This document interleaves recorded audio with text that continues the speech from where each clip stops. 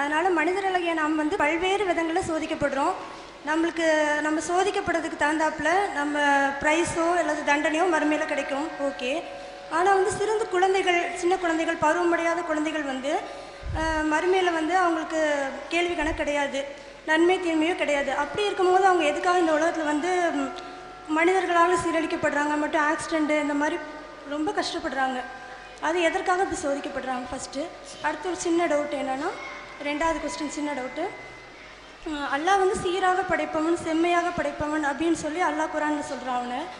அப்படி இருக்கும்போது பிறவிலேயே வந்து மனிதர்கள் வந்து குருடாகவும் செவிடாகவும் இல்லை முகம் கோணலாக அந்த மாதிரி படைக்கப்படுறாங்க. என்னதான் சோதனைக்காக படைக்கப்படுறாங்க, நன்மை அவங்களுக்கு இருக்குது அப்படின்னாலும் இந்த சீராக படைப்பவன் அப்படின்ற வார்த்தைக்கு முரணான ஒரு விஷயமா இது இருக்குது. அந்த அவங்க ஆப்போசிட்டாக அந்த மாதிரி இருக்கிறது, எல்லாரும் ஒரு மாதிரி இருக்கும்போது அவங்க டிஃப்ரெண்ட்டாக இருக்காங்க இல்லையா? அது செம்மையாக படைப்பவன்ற வார்த்தைக்கு டிஃப்ரெண்ட்டாக இருக்கனால அதுக்கும் விளக்கம் தேவை. அல்லாஹ் வந்து உலகத்தில் ஒரு சோதனை கூடமாக தான் வச்சுருக்கிறான். ஆனால் சிறு குழந்தைகளை பொறுத்த வரைக்கும் அவங்களுக்கு எந்த சோதனை இல்லை, கேள்வி கணக்கே கிடையாது. அவங்க செய்யக்கூடிய பாவங்களுக்கு எந்த தண்டனையும் கிடையாது. அந்த சின்ன குழந்தைங்களே சோதிக்கப்படுறாங்களே, சின்ன குழந்தைங்களே நோய்வாய்ப்படுறாங்க, சின்ன குழந்தைங்க முடமாகறாங்க, சின்ன குழந்தைங்க ஆக்சிடெண்ட்டில் மரணிக்கிறாங்க. இந்த மாதிரியெல்லாம் சின்ன குழந்தைங்க சந்திக்கிறாங்களே, அது என்ன, அது எதுக்கு அப்படின்னு சொல்லி கேட்குறாங்க. முதல்ல ஒரு விஷயத்தை நாம் மனசில் பதிய வச்சுக்கணும்.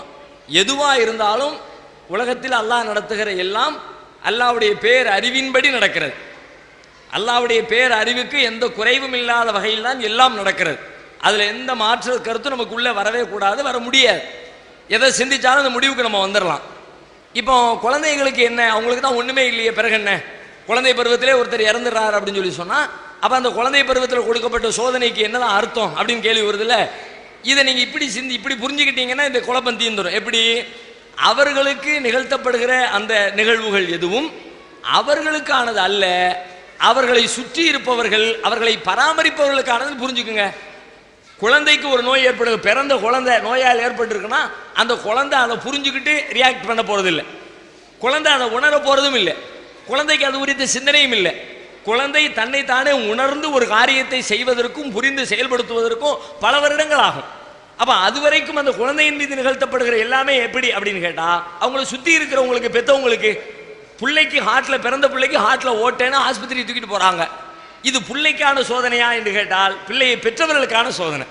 நம்ம பிள்ளைய அல்லாஹ் இப்படி கொடுத்துருக்கலாம், அந்த பிள்ளையை நம்ம பாதுகாக்கணும், அல்லாஹ்விடத்தில் இதுக்கான உதவியை கேட்கணும், அல்லாஹ் எப்படி நமக்கு உதவி செய்வான் நம்ம நம்பணும் அப்படின்னு சொல்லி அல்லாஹ் மேலே நம்பிக்கை வச்சு அவங்க இறைவருக்கு இறை கற்பிக்காத நல்ல மூமின்களாக வாழ்கிறாங்களா, இல்லை அதிலிருந்து மாறுபட்டு விலகி போயிடுறாங்களான்னு சோதிப்பதற்காக, நம்மை சோதிப்பதற்காக நம்மளுடைய பிள்ளைகளுக்கு அல்லாஹ் நோய் கொடுத்துருக்கான்னு புரிஞ்சுக்குங்க.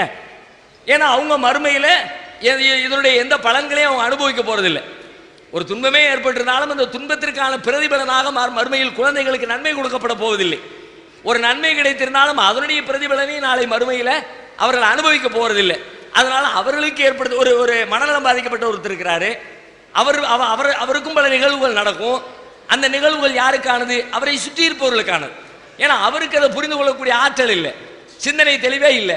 அப்படின்ற பட்சத்தில் அவரை எப்படி கொஸ்டின் பண்ண முடியும், அவருக்கு எப்படி பரிசு கொடுக்க முடியும்?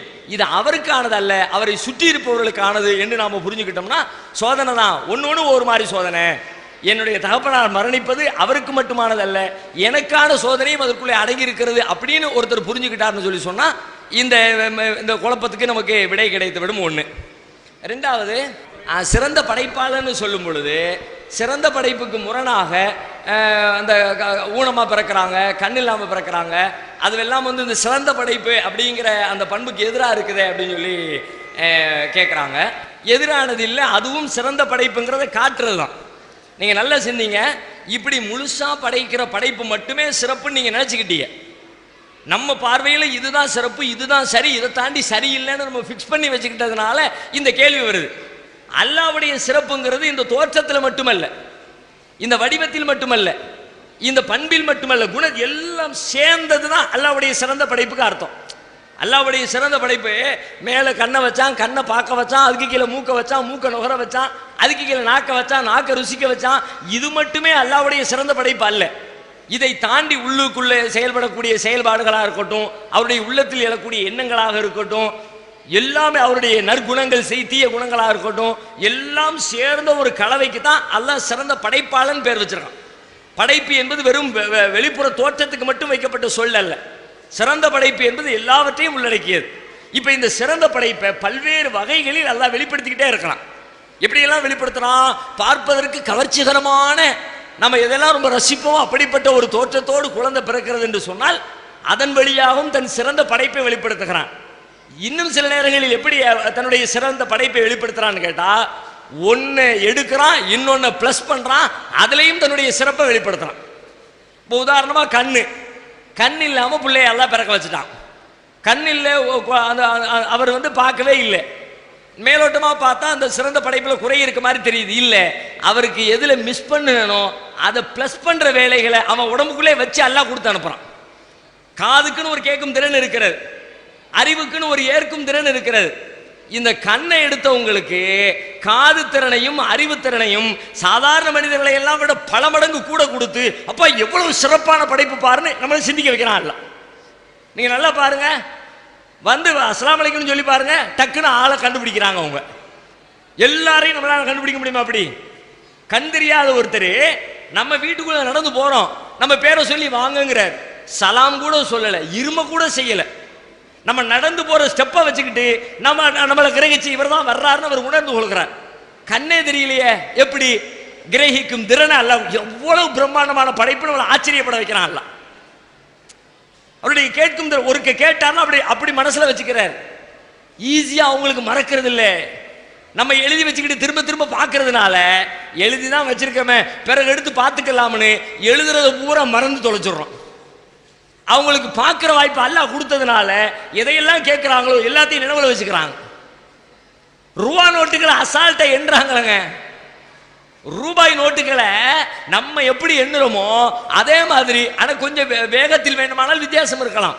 நம்ம எண்ணுற மாதிரி ஸ்பீடில் கண்களை தெரியாதவர்கள் எண்ணி 10,000 ரூபாய் கட்டு போடுறாங்க, 5,000 ரூபாய் கட்டு தூக்கி போடுறாங்க. எப்படி போடுறாங்க? அப்ப நம்மளை சிந்திக்க வைக்கிறான். பத்தியா, இங்க எடுத்தேன், ஆனா இங்க மூளையில கூட கொடுத்துட்டேன். கால் ஊனமானவர்களை யோசிச்சு பாருங்களேன். கால் ஊனமா இருக்கும், சேர்த்து மாத்து கையில கொடுத்துருமா பாருங்க. கால் ஊனமுற்றவர்கள் கைகளில் ஒரு குத்து வாங்கி பாருங்களேன், நீங்க தாங்க முடியாது. சாதாரணமா நம்மளும் குத்துவோம், ஊனமுற்றவர் குத்துவாரு. ஊனமுற்றவருடைய குத்துக்களை தாங்க முடியாது. சாதாரணமா குத்துறவர் ரொம்ப எளிமையா கடந்து போயிடுவார். அப்ப இங்க மைனஸ் ஆனது அங்க சேர்த்து பிளஸ் பண்ணி அங்கிட்டு இங்கிட்டு எங்கிட்டு போனாலும் நான் சும்மா சாதாரணமா படைக்கிற ஆள் இல்ல, எப்படி வேணாலும் படைப்பேன், டெக்னிக்கலா படைப்பேன். யோசிச்சு பாரு, நீ குறைன்னு நினைச்சா அதையே நான் நிறையாக்கி காட்டுவேன்னு நம்மளுக்கு அவனுடைய சிறந்த படைப்பை ப்ரூஃப் பண்றதுக்கு தான் கண்ணெடுத்து காட்டுறான், காதெடுத்து காட்டுறான். ஒன்னு எடுத்து காட்டுவதன் வழியாக அவனுடைய சிறந்த படைப்பை தான் உறுதிப்படுத்திக்கிட்டே இருக்கான். நீங்க சிந்திக்க சிந்திக்க உங்களுக்கு கிடைச்சிக்கிட்டே இருக்கும். ஒன்னு யோசிச்சு பாருங்களேன். கண்ணிலிருந்து உடல் உறுப்புகள், அவயங்கள், சிந்தனைகள் எல்லாவற்றிலையுமே அறிவு குறைபாடு அப்படின்னு நம்ம நினைப்போம். அவன் இல்லாம ஒரு பெரிய நிர்வாகம் நடக்காது. சில பேருக்கு அறிவு இருக்காதுன்னா போதுமான அளவுக்கு சிந்தனை திறன், சிந்தித்து முடிவெடுப்பது, உடனுக்குடன் பதிலளிப்பு, அந்த மாதிரியான நாலேஜ் எல்லாம் கொடுத்துருக்க மாட்டான். ஆனா அந்த மாதிரி ஆட்கள் இல்லாம பெரிய பெரிய நிறுவனங்களே இயங்காது என்கிற அளவிற்கு உடல் உழைப்பை தருவதற்கு அவருக்கு நெருக்கமா ஆளே இருக்க மாட்டான். அப்படி உடல் உழைப்பை தருவான். இதுல எடுத்து அல்ல அதுல பிளஸ் பண்றான். பார், எல்லாத்தையும் எப்படி படைச்சிருக்கிறான்? எல்லாத்தையும் ஈக்குவலா தான் படைச்சிருக்கிறான். நீங்க நினைச்சுக்கிட்டே கண் எடுத்த உடனே குறைன்னு இல்ல, கண்ணை கொடுத்தவனுக்கு வேறொரு குறையை கொடுத்தான். இந்த மாதிரி அல்லாஹ் பேலன்ஸா சிறந்த படைப்பு என்பதிலே எந்த குறையும் வைக்காமல் தான் எல்லா படைப்புகளையும் அல்லாஹ் படைத்திருக்கிறான். அப்படிங்கிற அறிவு நமக்கு எப்போ கிடைக்கும்னா, இந்த குறைபாடுகளை சிந்தித்து அவர்களிடம் இருக்கிற நிறைகளை நாம் பார்க்கும் பொழுது கிடைக்கும். எனவே அல்லாஹ் சிறந்த படைப்பாளன் என்பது இந்த ஊனமுற்ற படைப்புகளினால் அந்த பண்பு அடிபட்டு போயிடாது, அது மேலும் வலுப்பெறும் என்பதை நாம் புரிஞ்சுக்க வேண்டும்.